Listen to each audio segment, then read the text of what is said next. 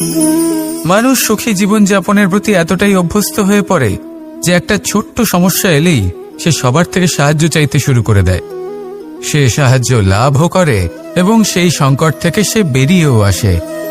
কিন্তু এই সাহায্য কিছু মুহূর্তের, আর কিছু মুহূর্তের হলো এই দুঃখ। এই 2 মুহূর্তের সাহায্যের জন্য আজীবন আপনি তার কাছে ঋণী হয়ে থাকেন। আর মানবিকতার খাতিরে আপনার মনে কৃতজ্ঞতা জেগে ওঠে, আর সেই কৃতজ্ঞতা বোধ হলো যে আপনি কখনো সেই ব্যক্তিকে ছাপিয়ে যেতেই পারবেন না। সেই জন্য জীবনে সবসময় চেষ্টা করবেন নিজেকে প্রস্তুত রাখতে সেই সব সমস্যার জন্য, সেই সব বাধার জন্য যেগুলো আপনার জীবনে আসতে পারে।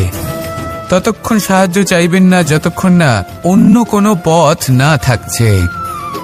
সাহায্য চাওয়া অনুচিত নয়, কিন্তু সাহায্য চাইলে এবং সাহায্য পেলে আপনি আজীবন কৃতজ্ঞ এবং ঋণী হয়ে থাকবেন। আর তারপর একদিন আপনি পরিবর্তন দেখতে পাবেন যে কিভাবে আপনি ছোট ছোট সমস্যার জন্য সাহায্য না চেয়ে বড় বড় সমস্যার সম্মুখীন হতে প্রস্তুত হয়ে গেছেন। এটাই হলো সংসারের নীতি।